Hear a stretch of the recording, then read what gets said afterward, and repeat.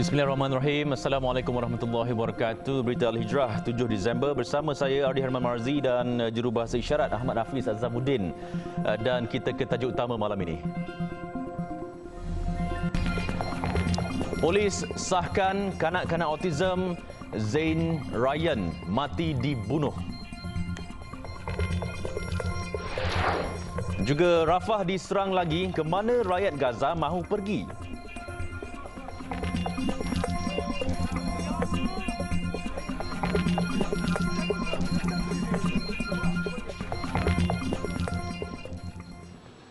Kanak-kanak lelaki 6 tahun Zain Ryan Abdul Matin yang ditemui meninggal dunia malam semalam di saliran air kira-kira 200 meter dari apartmen idaman Damansara Damai disahkan mati dibunuh. Perkara itu disahkan Ketua Polis Selangor Datuk Hussein Omar Khan selepas proses bersiasat ke atas Zain Ryan mendapati terdapat kesan kecederaan pada leher dan badan. Susulan itu, polis membuka kertas siasatan mengikut Seksyen 302 Kanun Keseksaan. Bedah siasat ke atas kanak-kanak berusia 6 tahun itu dijalankan pada 9.30 pagi tadi di Hospital Sungai Buloh. Sebelum ini, Ketua Polis Daerah Petaling Jaya SCP Muhammad Fakhruddin Abdul Hamid berkata, polis akan mengambil keterangan ibu bapa Zain Ryan Abdul Matin bagi membantu siasatan kematian kanak-kanak autism itu. Polis dalam pada itu menggesa pihak yang mempunyai maklumat mengenai Zain Ryan untuk tampil membantu siasatan.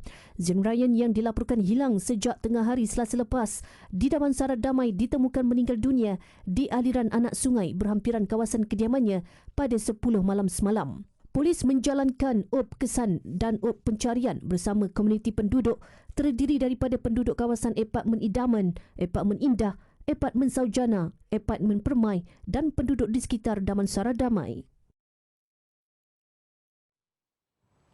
Dan terdahulu, jenazah Zain Ryan dibawa keluar dari Jabatan Forensik Hospital Sungai Buloh HSB pada jam 5.55 petang selepas proses bedah siasat selesai dan jenazah kemudian dibawa ke Masjid Damansara Damai untuk disembahyangkan dan dikebumikan di Tanah Perkuburan Islam Seksyen 9, Kota Damansara. Bismillahirrahmanirrahim. Alhamdulillahi Rabbil Alamin.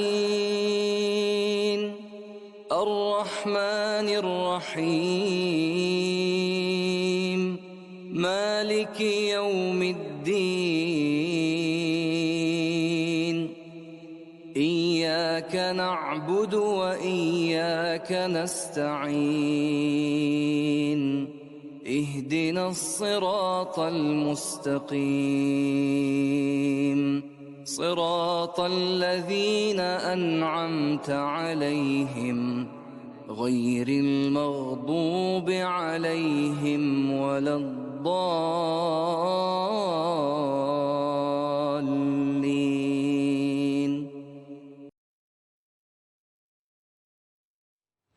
Baik, kita beralih ke perkembangan perang di Gaza. Ketika Israel mengarahkan penduduk di Khan Yunis untuk berpindah ke Rafah, kawasan paling selatan di Gaza itu turut diserang Israel. Serangan pada waktu malam itu memusnahkan bangunan kediaman sekaligus meragut sekurang-kurangnya 17 nyawa orang awam.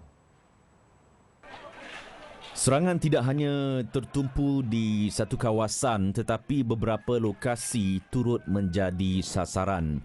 Rafah menjadi lokasi perpindahan jutaan rakyat Palestin kerana merasakan lokasi itu selamat sebagaimana arahan Israel. Namun lokasi itu tetap menjadi sasaran serangan dan menjadikan tiada tempat selamat di Gaza. Sebelum ini, penduduk dari utara dan Khan Yunis melarikan diri ke Rafah dan mendirikan kemah di kawasan lapang untuk dijadikan tempat berteduh. Sementara itu, tentera Israel berkata dalam tempoh 24 jam lalu, negara haram itu telah menyerang 250 sasaran di Gaza termasuk di utara.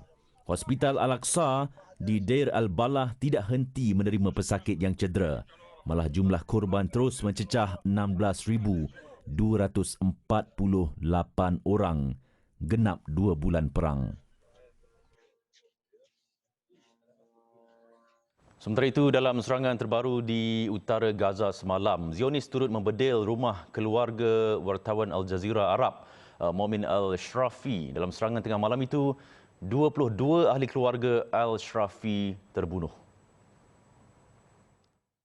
Turut terbunuh ibu bapa Al-Shrafi, Mahmud dan Amina, adik-beradiknya serta pasangan mereka dan juga anak-anak saudaranya. Kesemua mereka berlindung di kamp pelarian di Jabalia, utara Gaza. Jelas wartawan Al Jazeera itu, letupan kuat sekitar jam 4 hingga 5 pagi itu menghentam kediaman keluarganya, menyebabkan berlaku kerosakan teruk. Dalam pada itu viral di media sosial pesanan ibu Al-Shrafi melalui telefon yang menyampaikan mesej berharap dapat menemuinya dalam masa terdekat. Ibunya juga menyampaikan pesanan agar anaknya itu menjaga keselamatan diri. Al-Shrafi tidak berjumpa dengan keluarganya lebih 45 hari.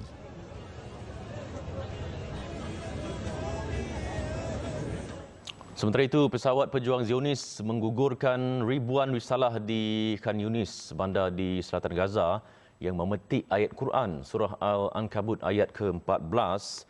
Zionis menuduh rakyat Palestin dan Hamas zalim, sedangkan mereka yang bertindak kejam terhadap insan yang lemah. Zionis menerbangkan pamflet yang bertulis ayat Quran yang mengatakan akhirnya mereka dibinasakan dengan banjir besar sedangkan mereka adalah orang-orang yang zalim. اللي بيدوسوا على المدنيين وعلى المواطنين الابرياء والاطفال العزل، احنا كمواطنين رحلنا من شمال قطاع غزه، ايش ذنبنا احنا؟ لا معنا اسلحه ولا معنا ارهاب ولا بنعمل اي شيء، احنا مواطنين عزل لجأنا من ملجأ لملجأ لملجأ، واليوم بترمي لنا هذه، ايش الغايه من هذه؟ ايش الغايه من هذا الكلام؟ هم اللي ظالمون ولا انتم اللي ظالمون؟ انتم اللي بتعملوه في الشعب وفي المدنيين، هذا الظلم تبعكم، احنا مش ارهابيين، احنا ناس عزل، احنا ما إلنا دعوه. Israel cuba berpura-pura menjadi mangsa kezaliman Hamas sedangkan merekalah penjahat dan penzalim sebenar di bumi Palestin. Lebih 16,000 rakyat Gaza yang tidak bersalah dan berada di tanah air sendiri disembelih Zionis. Dan ketika ini lebih 1 juta penduduk Gaza terpaksa berpindah ke selatan selepas diarah dan diancam bunuh Zionis.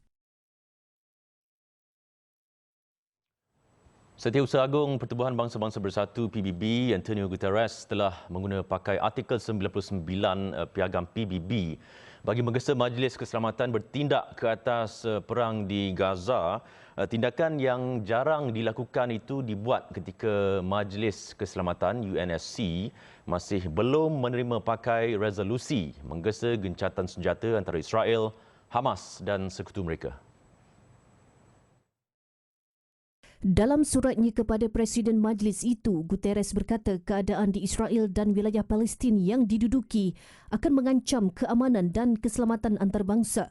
Sebagai tindak balas kepada surat Guterres, Ahli Majlis Keselamatan Emiria Arab Bersatu telah menyerahkan draft resolusi baharu kepada majlis itu dan menyeru agar resolusi gencatan senjata kemanusiaan diterima pakai segera. Jika majlis itu memilih untuk bertindak atas nasihat Guterres dan menerima pakai resolusi gencatan senjata, ia mempunyai kuasa tambahan untuk memastikan resolusi itu dilaksanakan, termasuk kuasa untuk mengenakan sekatan atau membenarkan penempatan pasukan antarabangsa. Resolusi itu memerlukan sekurang-kurangnya 9 undi menyokong dan tiada veto oleh 5 anggota tetap iaitu Amerika Syarikat, Rusia, China, Perancis atau Britain. Draft resolusi UAE itu mendapat sokongan Kumpulan Arab dan Pertubuhan Persidangan Islam OIC.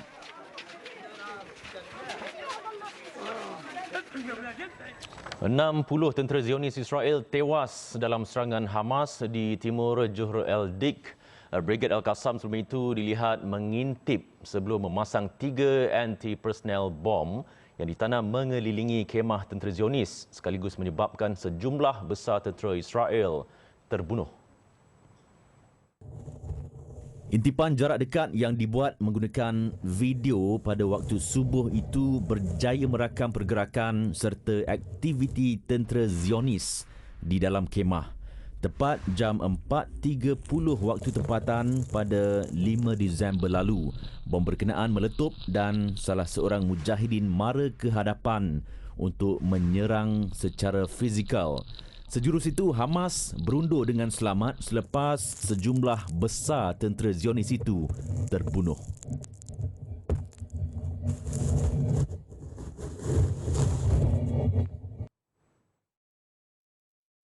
Allahumma inna naj'aluka fi nuhuri a'da'ina wa na'udzu bika min shururihim. اللهم بدد شملهم وفرق جمعهم وشتت كلماتهم وزلزل أقدامهم وسلط عليهم كلبا من كلابك يا قهار يا جبار يا منتقم يا الله يا الله يا الله. اللهم يا منزل الكتاب يا مجري السحاب يا هازم الأحزاب اهزمهم اهزمهم اهزمهم وانصرنا عليهم. Ya Allah, kami letakkan kamu di batang leher musuh-musuh kami, dan kami berlindung denganmu dari kejahatan mereka. Ya Allah, hancurkan kumpulan mereka. Ya Allah, pecahkan pakatan mereka. Ya Allah, leburkan pendirian mereka. Ya Allah, musnahkan langkah mereka. Cengkamkan anjing-anjingmu kepada mereka.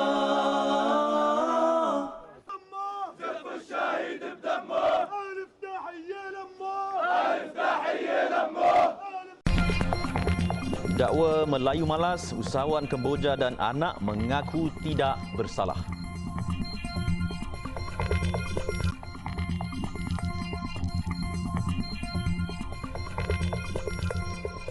Masih bersama Berita Al-Hijrah, usahawan berasal dari Kemboja serta anak lelakinya yang mencetuskan kontroversi dengan mendakwa orang Melayu malas menerusi aplikasi TikTok baru-baru ini dihadapkan ke Mahkamah Session Air Keroh.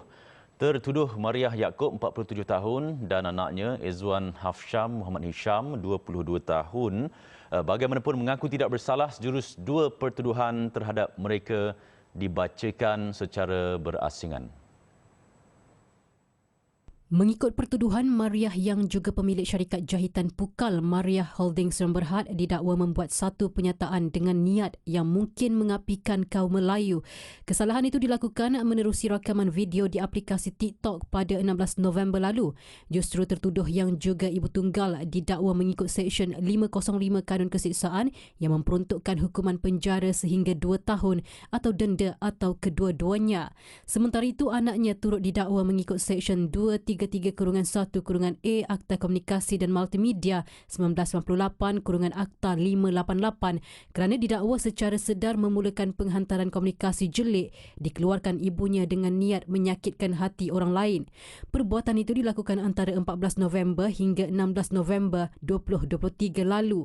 Pendakwaan yang dikendalikan Pengarah Pendakwaan Negeri Melaka Ahmad Sazali Omar tidak mencadangkan sebarang jaminan. Bagaimanapun, Hakim Sabri Ismail membenarkan dua beranak itu diikat jamin dengan jumlah RM15,000 terhadap Mariah dan RM10,000 terhadap anaknya. Mahkamah juga turut membenarkan permohonan pendakwaan agar pasport dua beranak itu diserahkan kepada mahkamah. Kes disebut semula 12 Januari depan. Sebelum ini, Polis Melaka menerima sebanyak 14 laporan dan seramai 8 individu dipanggil bagi membantu siasatan sejak 19 November lalu.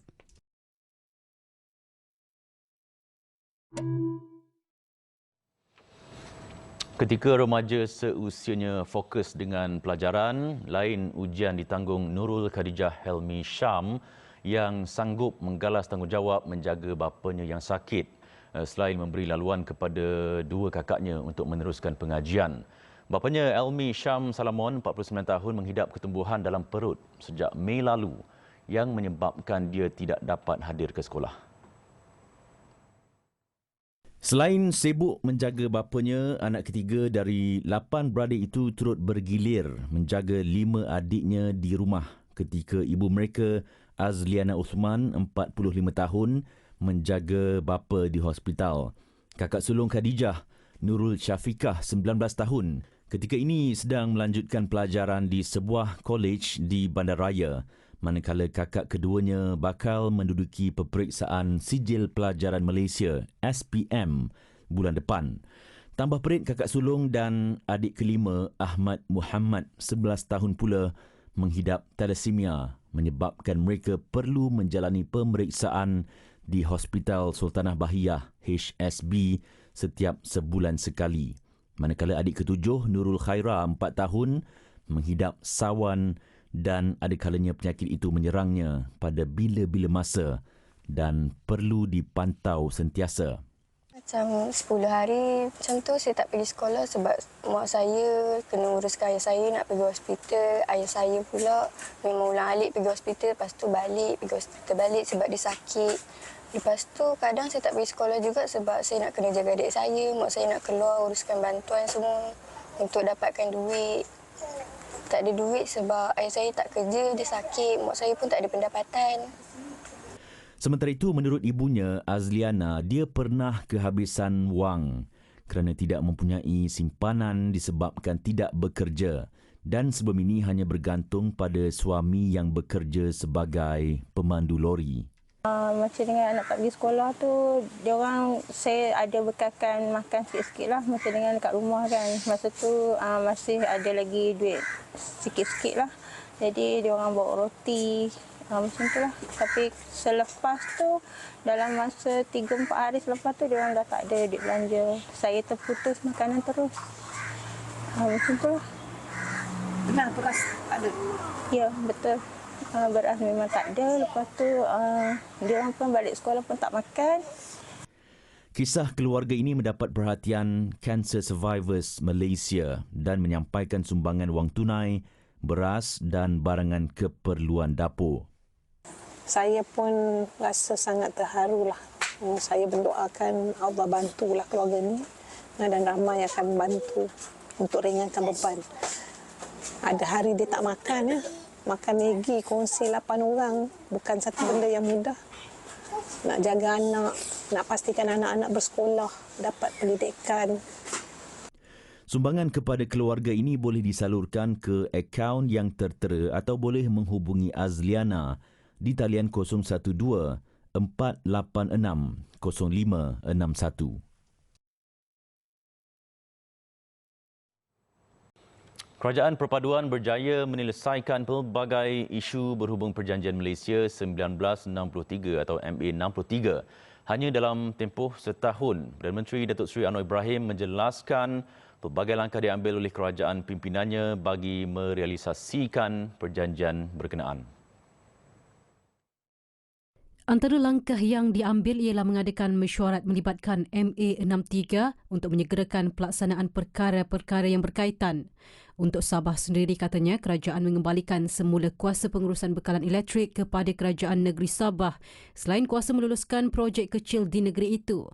Beliau berkata demikian ketika merasmikan Majlis Pecah Tanah Empangan Hidroelektrik Ulu Padas Sabah siang tadi. Empangan itu dijangka siap pada 2029 dengan kos RM4 bilion dan ia mempunyai kapasiti pembekalan elektrik 187.5 megawatt.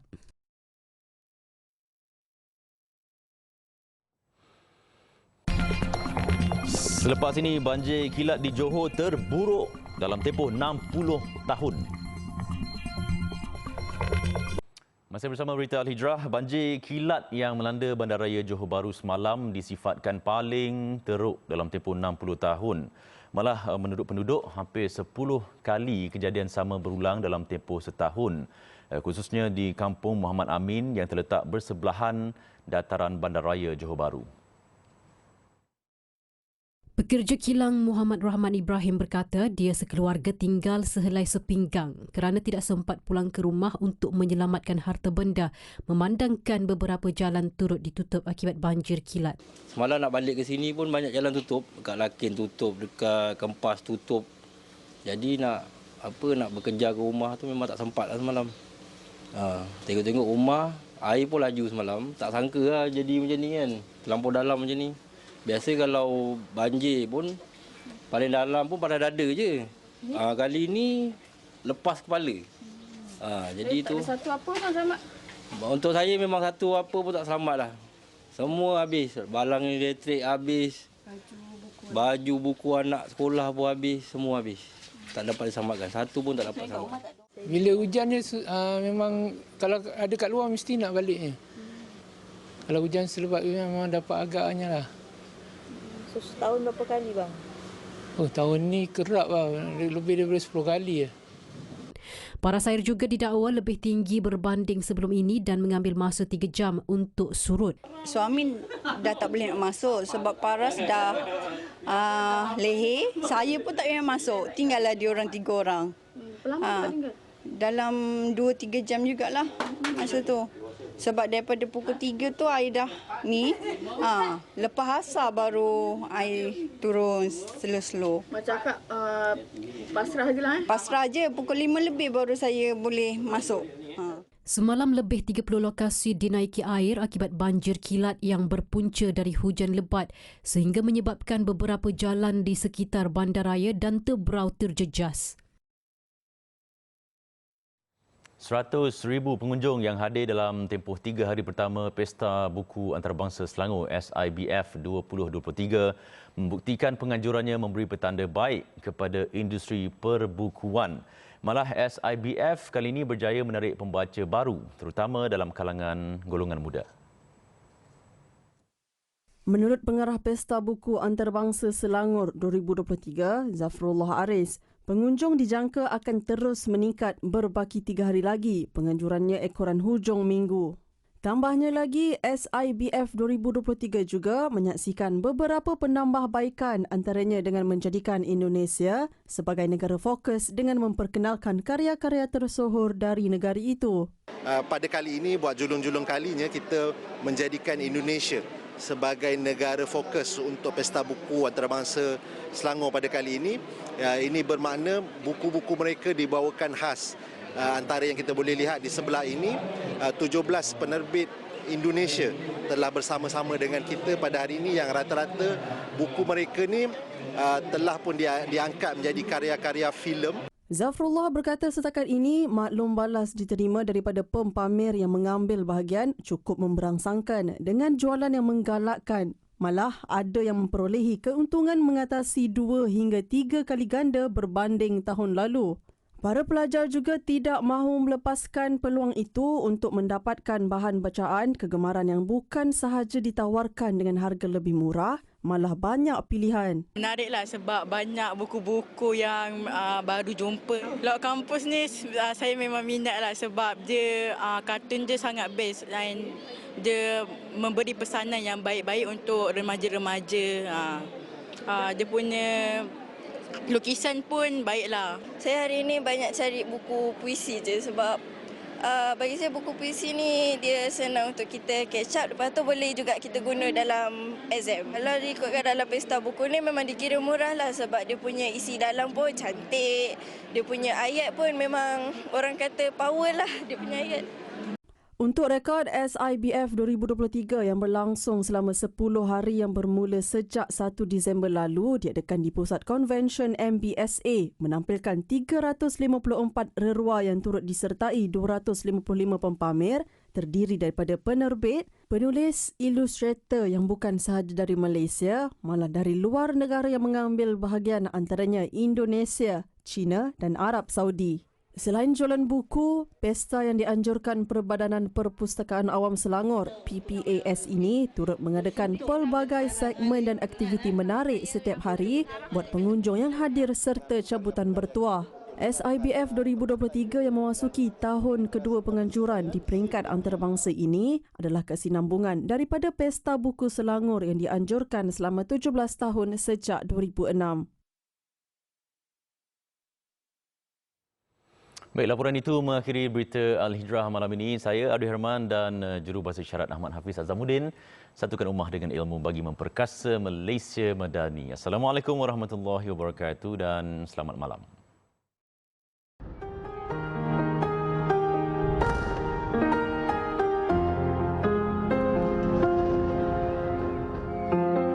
Every day we tell each other that this day will be the last, and tomorrow